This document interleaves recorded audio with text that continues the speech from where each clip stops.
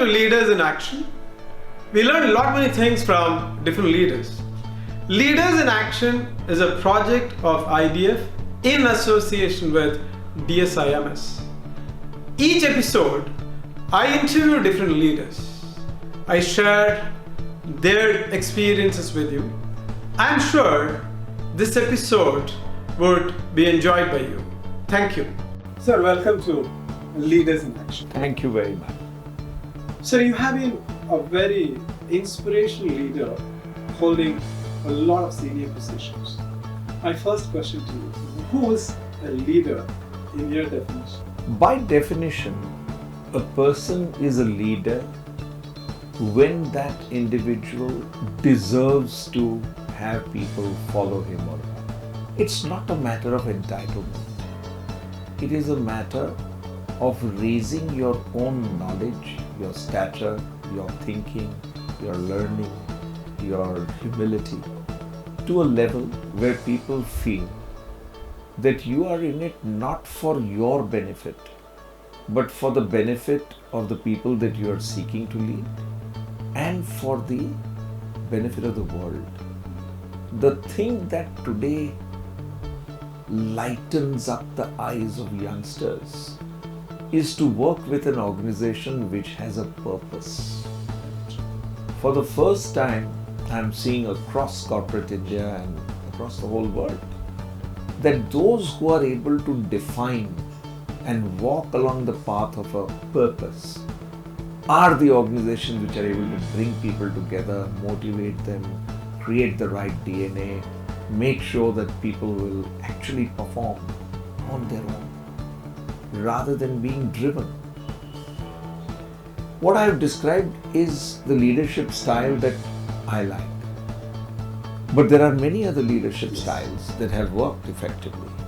There are some leaders who lead because they give the impression of knowing it all and knowing the right thing.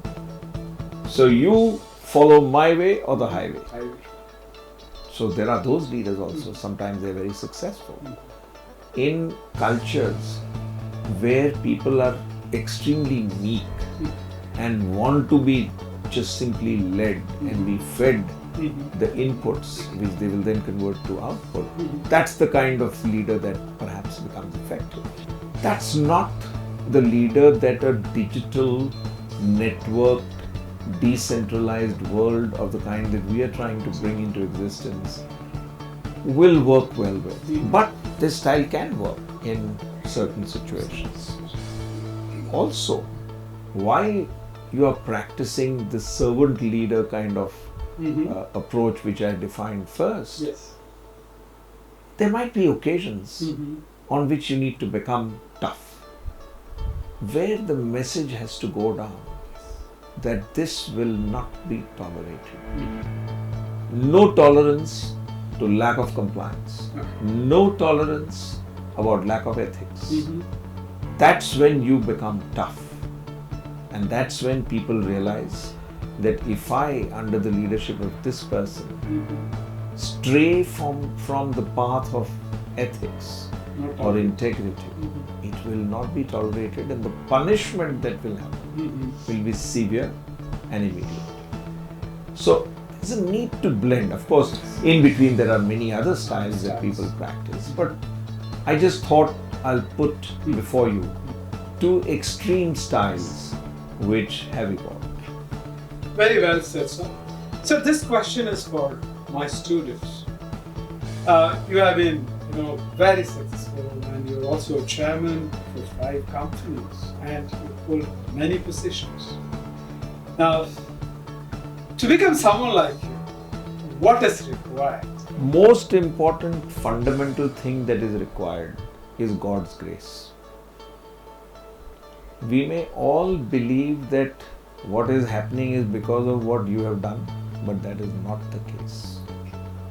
You are really only a custodian, and you will be successful only if you can have internally ignited the positioning of a custodian and a witness. Both being a custodian and being a witness are extremely important parts of our Indian philosophy. Thankfully, this soft power that we have acquired over millennia because of our reading, because of our culture, because of our mythology, because of our practices, all of that, just being in India. The Indianness is now being converted into soft power, which the whole world is beginning to see is important, relevant, and logical. So my advice to your students would be in the path of learning at all times. Remain totally humble. Remain a learner all your life. Every 3 months today, I feel I have become obsolete. Okay. It's very important to be completely in tune with what is happening in the world right now. For example, I grew up in a world that believed that the liberal project is going to be the success story of the world. Suddenly all of that unraveled. Every country is now wanting to become nationalist, territorial, fend for itself, as opposed to creating a better world. I grew up thinking that all of us are in the project of creating a better world. Today, the US president will say, I'm the president of United States, not of the world. So I am going to do things which are in the interest of the United States.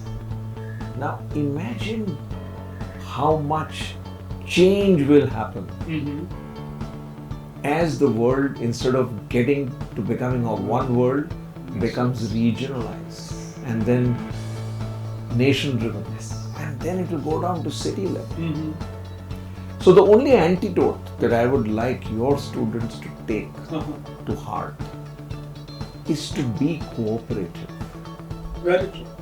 Is to work with your colleagues, work with your ecosystem, work with the leaders that you can be in the path of. Learn from them, learn through the interaction, and learn through all the windows to the world that are now open.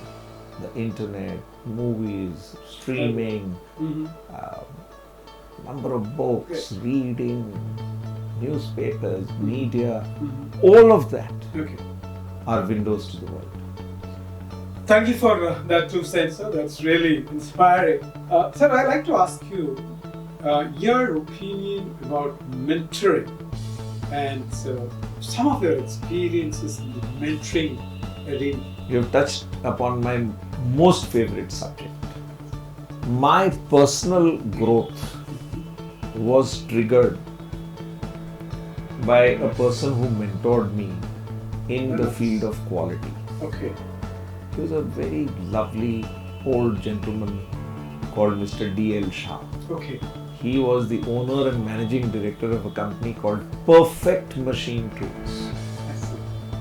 At age of 90, Mr. D.L. Shah ran up 4 staircases to reach a student body which he had to address on the subject of made in India should be a label of reliable quality. Amazing. I was so inspired. I was running after him, behind him. Naturally. You know, he had asked me also to come and say a few words. And it was so inspiring. He truly mentored me into thinking that whatever we do can be the best in the world. He put that thought in my mind at a very impressionable age. That mentoring is not available from books, is not available from anywhere. It has to be a person-to-person mentoring. Let me give you my own example. Please. There was this very studious looking, handsome young man sitting on a chair when I went to get my spectacle frame made from his father. He had been having several attempts at the CA exam. His father knew that I am a chartered accountant of some standing, so he posed that problem to me. Okay. My son has had several attempts and he's a brilliant boy, but somehow this exam is proving a bigger challenge than all of us thought. So I said, send him to my office tomorrow morning. Okay. Very promptly, at 10 o'clock the next morning, Rishit was in my office. In 6 months' time, he was shadowing me in many things. He would come to meetings with me, he would help me write my speeches, he would, whatever work I was doing, he would participate in, search the net, bring things together. He sort of participated in a book that I wrote. He did a lot of disparate things. And I kept guiding him as to how to prepare for the CA exam. Okay, as a coach. 2 days ago, he has qualified as a chartered accountant. Wow, lovely. And he will now become a partner in an accounting firm. Okay. And he exemplifies what can happen if you can find a right mentor and you can be sincere to the purpose of being a mentee. And that's very important. One other example I will give you, because this is a very important subject. Yes, it is. There are many aspirants to the position of a board member. Particularly in India, we have created a separate space for women to become directors. Yes. So I'm a mentor in 2 or 3 different organizations which are preparing women for board membership. Very nice. And I found that the sincerity of purpose that women bring to the table is of an extraordinary kind. No wonder. Very high quality. They set very high standards for themselves. Yes. Whatever I prescribe as a reading or as an exercise or as a come prepared to ask questions or debate this particular issue, I do it over several sessions. Okay. 5 sessions typically. Last month, one of the women who I had mentored has joined an extremely significant board Lovely. of the Mahindra Group. Oh, wow. So that is what I would like to say is the power of being a good mentee. It is not so much about the mentor, but it is about whether the mentee is willing to pick up the right thoughts, the right actions, the right signals and work upon it himself or herself and put it into practice. Absolutely. That, to my mind, is the value of the, like I mentioned in Mr. D.L. Shah's case, I was running behind him. Okay. Whatever he would say, I was nothing at that time. Okay. Compared to his stature. He was 90 years old, he had run a successful business. But I learned from him. Absolutely. Very well said, sir. In fact, I'm delighted that you have mentored such a great leaders. That itself shows your commitment towards this mentorship.